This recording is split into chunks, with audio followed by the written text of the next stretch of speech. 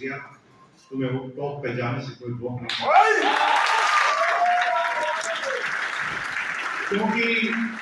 क्योंकि जो अंबानी है रात को बेडरूम में सोते सोते भी यही सोचता अब क्या बेचूं। साले ने आलू प्याज तक नहीं छोड़े, सब्जियां तक नहीं छोड़े, कभी पेट्रोल बेच देता है, कभी हवा के रूप में टाटा बेच देता है, कभी तुम्हारे ही जूते तुम्हें बेच देता है। बेचूंगा। तो मैं कभी 3000 का सीडी प्लेयर लाकर 4000 में भिजवा में बेच देता। चाइनीज सीडी प्लेयर आते थे उस समय।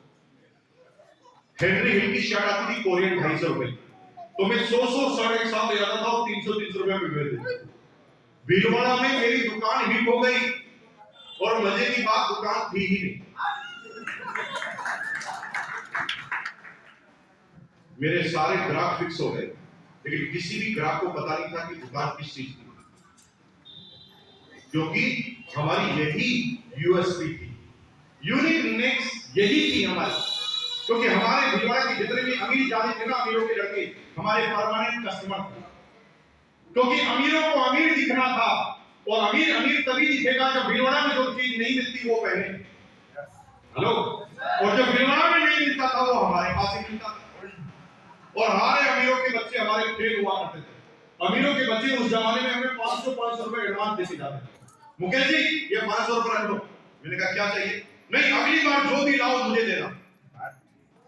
उसे भी पता नहीं था क्या लाने वाला हूं, मुझे भी पता नहीं था क्या लाने वाला हूं, लेकिन उसे ये पता था कि अगर ये लाएगा तो ऐसी ही चीज लाएगा जो भीलवाड़ा में किसी के पास।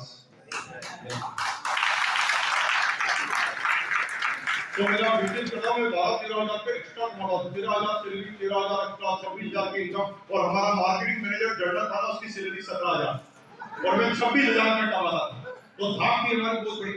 अब क्या बॉस ने क्या बोला, तू बिजनेस करता। तो मैंने कहा इसको कैसे पता लगा कि बिजनेस करता? मैंने तो कंपनी के आदमी को कभी माल तक नहीं बेचा, मेरे तो कस्टमर ही बिल्कुल अलग थे, करोड़पति लोग कस्टमर थे।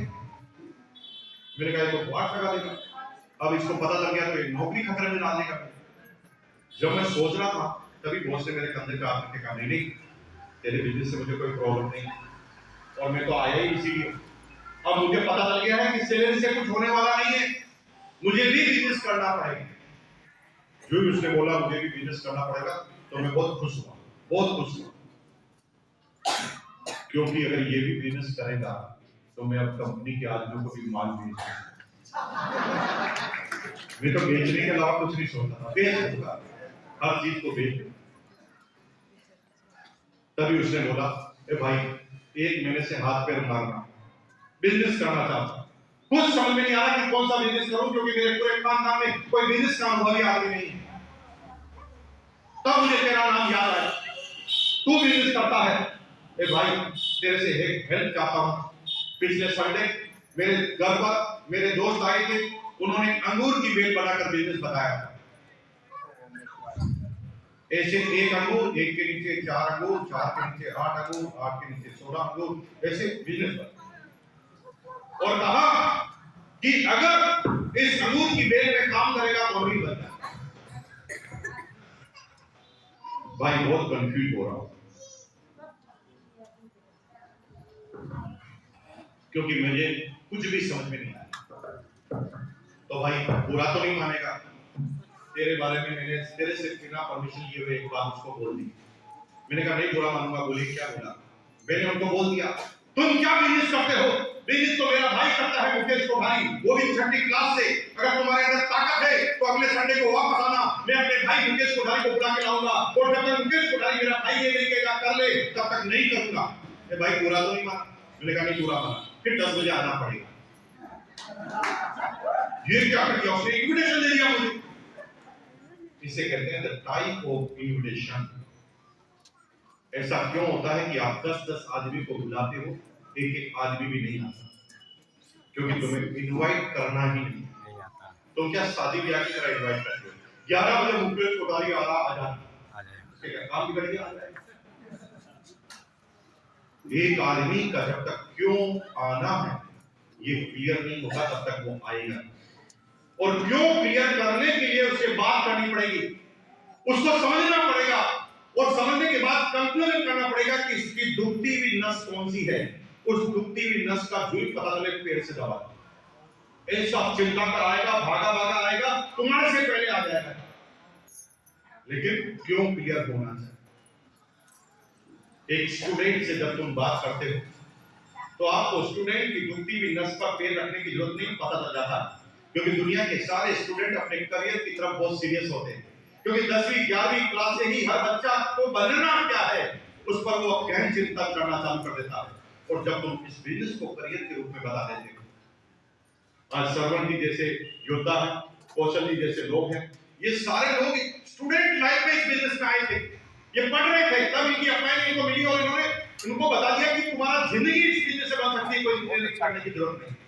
और आज सरवण जी स्टार एमराल्ड समझे नहीं तो स्टूडेंट को करियर समझाना पड़ेगा। लेकिन एक हाउस वाइफ को बुलाते हैं जिसका हस्बैंड पहले 2 लाख रुपए पर मंथ कमाता है, वो ऐसे नहीं आई, वो कंफर्ट जोन में। उसको बुलाने का तरीका क्या है? पहले उससे बात करो, उसकी दुखती हुई नस का पता करो। नमस्ते भाभी जी, कैसे हैं? भाभी जी कितने पढ़े लिखे हैं? वो क्या बीकॉम एलएलबी? बीकॉम एलएलबी है आप उस जमाने पे, तो जरूर आपने कोई बड़ी नौकरी की होगी। अरे क्या नौकरी करे, पिताजी ने शादी कर दी, और पिताजी ने शादी कर दी, फिर थोड़े साल बाद बच्चे हो गए, बच्चे को संभाल रहे हैं, पति की सेवा कर रहे हैं, अब वो अपना दर्द सुना रही है। वो अंदर फंसी भी है, लेकिन हंसते हंसते अपनी बात को कर रही है, क्योंकि उसके अंदर जितना टैलेंट था उसे दबा दिया गया था। वो बहुत कुछ कर सकती थी, लेकिन उसने अपनी लाइफ का कॉम्प्रोमाइज और सैक्रिफाइस कर चुकी थी। लेकिन आप जब उससे बात करते हैं तो आगे आगे वो बोलती है, तब आपको सिर्फ आहुति देनी है और आग को बढ़ाना है। अच्छा पूछो भाभी जी, तो फिर इतना टैलेंट होते हुए भी आपको अगर 10,000 रुपए चाहिए तो किससे मांगने पड़ते हैं? जबरदस्ती दबा रहे हैं उसको, तो क्या मांगेंगे? पति से तो मांगने पड़ेंगे, पति से मांगना। भाभी जी मेरे पास एक ऐसा बिजनेस है ना जिसमें आप घर पर रहते हुए, पति की सेवा करते हुए, बच्चे का ध्यान रखते हुए, पार्ट टाइम स्पेयर टाइम में इतना पैसा कमा सकती है ना कि तुम्हारे पति को तुम उधार दे सकती हो और तुम्हारे पति को तुम थाईलैंड ले जा सकती हो। तो ऐसा कैसे होता है? 11 बजे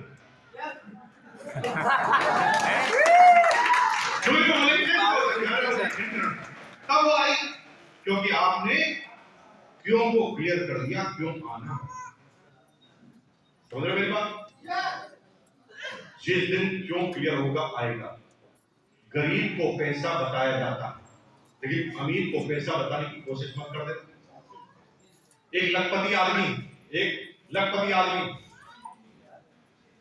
उसको कह रहे हैं हासिल कर ले, लखपति बन जाएगा। वो क्या मैं पहले ही हूं, फिर क्या करूं? आपको उसे पैसे नहीं समझाने, उससे पहले बात करनी। भाई साहब क्या हाल चाल है, क्या करते हो? शोरूम है अपना बहुत बड़ा, कपड़े का बहुत बड़ा शोरूम है। भाई साहब धन्य है आप, क्या भाग्य है आपके, तब तो आपके पास गाड़ी बनने से। हाँ बिल्कुल है। भाई साहब आप फिर इतना सा बताओ, जब कोरोना आया था तब आपका क्या हाल था? अरे कुछ ना दिमाग खराब कर दिया, कोरोना 3 साल मेरे खराब कर दिया। बोले भड़ा सिखा, तभी वो पूरी भड़ा सिखाते आप बोलो कि सर मैं तो एक ऐसा बिजनेस करता हूँ कि कोरोना में भी डबल हो गया। क्या होता है? 11 बजे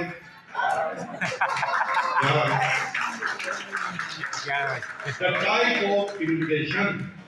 और ये एक तरीका नहीं है, ये लगातार ट्रेनिंग का हिस्सा है, अनुभव के साथ आएगा। जब आप कभी ट्रेनिंग में 1 महीने की एक दिन की पूरी ट्रेनिंग होगी कभी आपके एरिया में, तब हम मिलेंगे, उस ट्रेनिंग में आपसे बात करेंगे कि इन्विटेशन कैसे दिया जाता है। ऐसा क्यों होता है कि 10,000 कमाने वाला आदमी सुखी रहता है, 1 लाख कमाने वाला दुखी रहता है? ये दुख और सुख के कारण क्या है? कैसे अपने पैसों को हैंडल करें? कम पैसा है तो भी तुम अमीर बन सकते हो। आदमी कमाने कमाने से अमीर गरीब नहीं बनता, आदमी खर्च करने के तरीके से अमीर और गरीब बनता है। इन्वेस्टमेंट करने के तरीके से अमीर और गरीब बनता है। पैसा तो सभी कमाते हैं, लेकिन सारे पैसा कमाने वाले कभी अमीर बने नहीं है। क्या ये ट्रेनिंग का विषय छोड़ो। तो अब क्या हुआ, मुझे मेरे बॉस ने कैसे इनवाइट किया, क्योंकि उसे लग गया था कि ये 30 क्लास में बिजनेस करता है, ईगो से भरा होगा। अगर मैं इसे कहूंगा चल आजा तुझे बिजनेस बताता हूं, तो ये कहेगा तू मुझे बिजनेस बताएगा, मैं 30 क्लास से करता हूं। तो उसने मुझे क्या पहले गुरु बनाया और क्या बोला, मुझे करना है बिजनेस का, तू आके सिर्फ छाप लगाए, करना है कि नहीं। और मैं पहली मीटिंग में आ गया और कोई टेंशन नहीं, क्योंकि मुझे तो करना ही था। लेकिन यहाँ पर कुछ लोगों की शक्ल देखकर लग रहा है किडनैप करके लाया है। जब से आए हैं तब से बेचारे टेंशन में बैठे। हमें कोई टेंशन नहीं थी क्योंकि हमें तो करना ही था। पहली सीट पर आके बैठे, पहली सीट पर आके बैठे, तभी एक कार्टून आया सूट पहन कर। कार्टून क्यों बोल रहा हूं? क्योंकि राजस्थान में अगस्त का महीना टेम्परेचर 48 डिग्री और नॉन एसी हॉल में इसने सूट पहना। मेरा दिमाग पूरा का पूरा घूम गया कि ये किस प्रदेश का आदमी है और इसको सर्दी लगती हो रही। अब उस समय कोई गूगल तो होता नहीं था कि हम फटाफट ढूंढ ले गूगल से, गूगल को पूछ ले कि गर्मी में सर्दी किसको लगती है।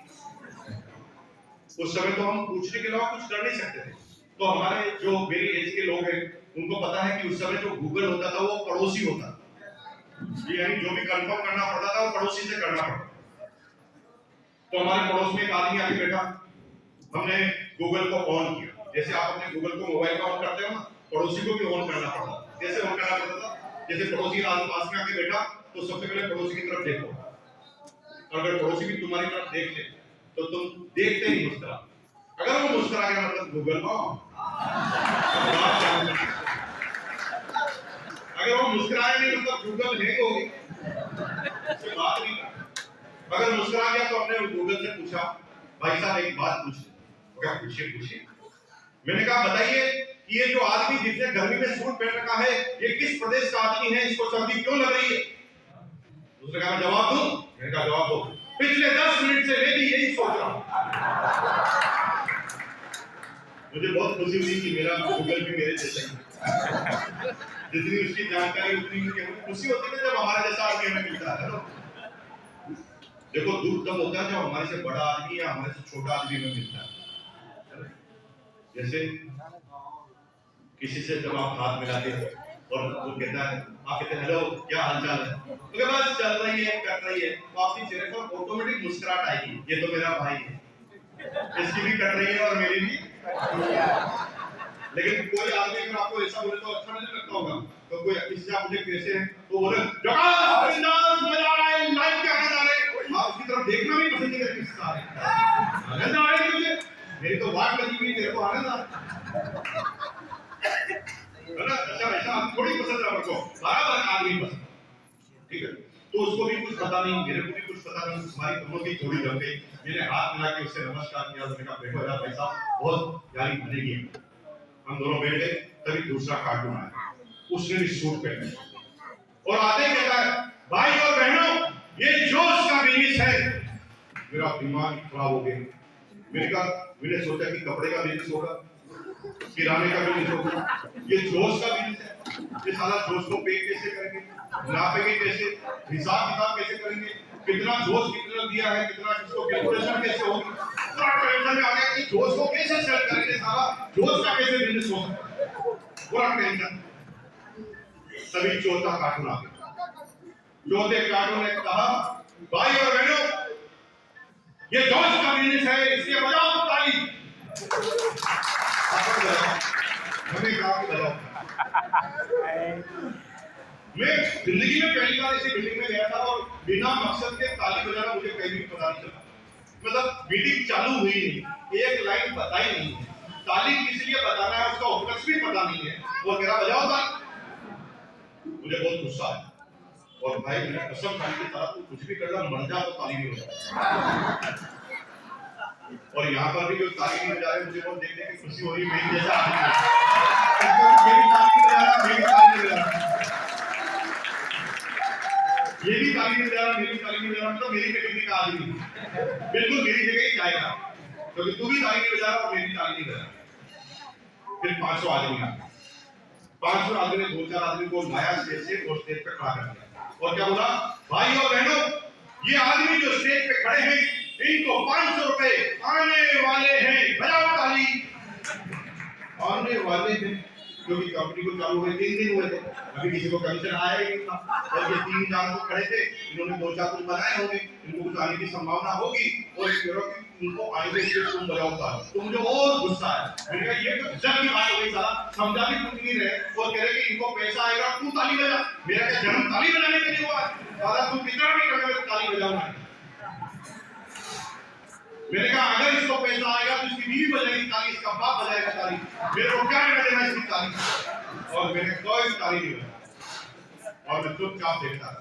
फिर 6 नंबर का कार्टून आया। मेरे आने से पहले यहाँ पर भी कई तरह के कार्टून आए होंगे सभी जगह। फिर 6 नंबर का कार्टून आया।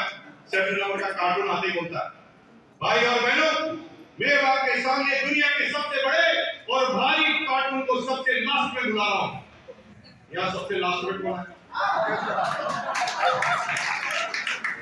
ये समझाना चाह रहे हैं कि आज के मुख्य अतिथि कार्टून नहीं है।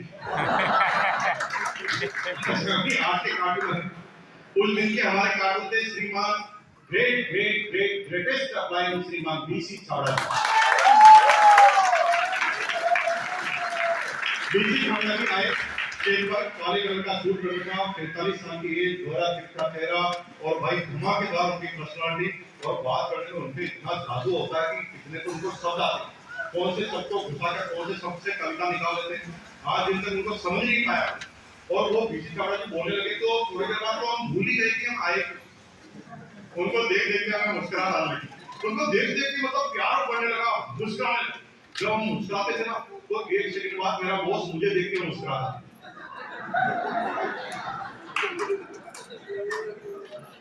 समझ रहे हो कुछ? मैं बोला आदमी मैं क्या सोच रहा हूँ, बॉस के अंदर दिमाग कम होगा, इसको बाद में बात समझ में आ गई। बाद में पता चला कि वो सोच रहा है हंस गया मतलब फंस गया। तो वही जो नए आदमी है उनसे सिर्फ इतना सा निवेदन करता हूँ, ऐसे मुस्कुराओ मत। जब तुम मुस्कुराते हो ना, जो तुम्हें लेकर आता है उसको शंका होती है कि समझ गया नहीं, तो जो ही तुम्हें जो लेकर आया तुम्हारी तरफ देखे तुम मुंह फुलाओ। ऐसे ऐसे करोगे तो फिर बचने के चक्कर रहेगा, फंस जाओगे। आपके मजे के लिए बात होता है, ऐसा मुस्कुराओ मत। तो अब मैं तेज तेज हंस रहा मुस्कुरा, थोड़ी देर बाद ना 1 घंटे बाद तो मैंने डायरी को साइड में रख दी, तो फिर तो चिल्लाने लगा, सीट बदलने लगा, भूल गया कि मैं आया। फिल्म का डायरेक्टर मजबूत होता भुला देता। हमारी बहनें जब फिल्म देखने जाती है टिकट लेते वक्त तो पता होता फिल्म देखने जा रहे हैं मैंने प्यार किया, लेकिन जब फिल्म के अंदर घुस जाती तो भूल ही जाती। फिर ये इसको लगता है कि नहीं मेरा ही प्यार चल रहा, और फिर वहीं पे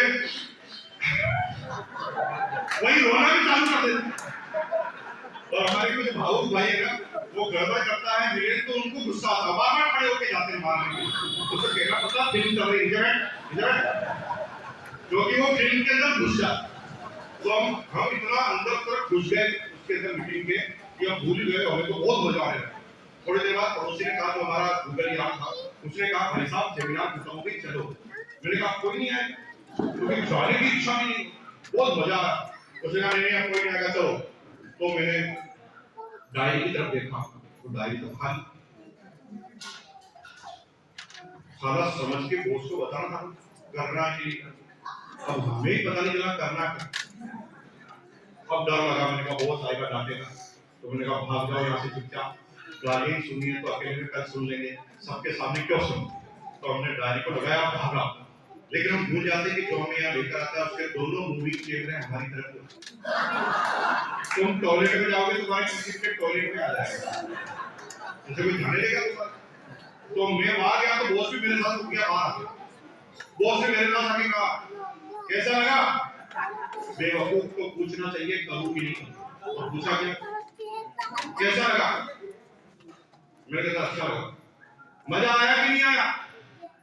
मैंने कहा मजा आया। ठीक है कल मिलते हैं। मैंने लंबी सांस ली, तीसरा प्रश्न नहीं किया तो ठीक है, नहीं तो मैं बताता ही क्या। मैंने कहा ठीक है कल मिलते हैं। तो मैं रात को सो गया, भूल ही गया क्या मीटिंग में गया। अगले दिन ऑफिस में गया तो मेरे गेट कीपर ने मुझे याद दिला दिया, मुकेश जी आपके चैम्बर में जाने से पहले बॉस से मिलकर आना, बॉस ने आपको याद किया। पुरानी सारी पिक्चर मेरे दिमाग में आ गई। मैंने कहा अब बॉस पूछेगा। तो मैं डरते डरते ऑफिस में घुसा, देखता जा रहा था कि चैम्बर में बॉस बैठा तो नहीं। तो लंबी सांस ली, चैम्बर में कोई नहीं बैठा हुआ। तो मैं एकदम खुश होकर सीधा हुआ, कभी पीछे से आवाज आई मुकेश रुकना। वो मेरे पास आया, मेरे कंधे पे हाथ रखा और बोला गुड मॉर्निंग। मैंने कहा गुड मॉर्निंग सर। आओ आओ। मेरे कंधे को पकड़कर वो अपनी केबिन में ले गया। मेरे को बैठने के लिए उसने सीट खींची, मुझे बिठाया और एक गिलास में पानी डाला, मुझे पानी पिलाया। ऐसा पहली बार हुआ है 17-18 साल। ये क्या कर रहा है, पागल हो गया क्या? बॉस पानी पिला रहा है मुझे, गुड मॉर्निंग। बॉस के केबिन में जाते ही गालियां बकना चालू करता था कि गधों के बच्चों तुमने मेरी वाट लगा दी, ऐसे कहता था। और आज क्या होगा? गुड मॉर्निंग, पानी पिला। मुझे कुछ गड़बड़ लग रही, मैंने कहा कुछ न कुछ गड़बड़ होगा। तो मैं चुपचाप बैठ गया, इंतजार कर रहा था क्षण का कि जब गड़बड़ हो। तभी बॉस ने धीरे से बोला, मुस्कुरा कर, कल मजा आया? मुझे सब मजा बहुत। तो क्या मैं फाइनल समझ लूं कि मजा आ गया? अब मुझे क्या मतलब फाइनल का मतलब क्या है? मैं बोला आदमी, मैंने बॉस को खुश करने के लिए क्या 1000% फाइनल समझ लो मजा आ गया। तो जो ही मैंने कहा फाइनल समझ लो, तो बॉस ने अपनी सीट के नीचे से काले कलर का बैग निकाला, मुझे दे दिया। उस समय इस बिजनेस को ज्वाइन करने के लिए किट लेना पड़ता था, कंपल्सन। अभी डायरेक्ट सेलिंग की गाइडलाइन के अनुसार कंपल्सन कुछ भी नहीं। किट दे दी। किट को मैंने खोल के देखा तो 3 जोड़ी कपड़े थे। मैं भोला आदमी अभी तक नहीं समझ पा रहा कि ये कुछ दे रहा है। मैं क्या सोच रहा हूँ, अगस्त का महीना है, अक्टूबर में दिवाली है और कंपनी एडवांस में गिफ्ट दे रही है बैग के रूप में। तो मैंने किट को लेकर बोला थैंक यू सर। तो बॉस ने कहा थैंक यू की जरूरत नहीं, 1260 रुपए तो। मैंने कहा 1260 रुपए क्यों? कल मजा आया ना? मैंने कहा सर मजे के कौन 1260 रुपए लेता है? मैंने कहा आप क्यों लेते हो? मेरा बिजनेस है। मैंने कहा आपका क्या बिजनेस है? मैं पकड़ पकड़ के ले जाता हूँ, जिसको भी मजा आता है उसको किट दे देता हूँ। किट में कपड़ा होता है, कपड़ा बनाती कंपनी, कंपनी की हो जाती सेल और आदमी को मिल जाता है डिस्काउंट, और उन दोनों को मिलाने वाला पंडित मैं हूँ, मुझे कमीशन मिलता है। और मेरे बॉस को समझाना आता नहीं था, एक दिन पहले ही ज्वाइन हुआ था। जो भी प्लान आता था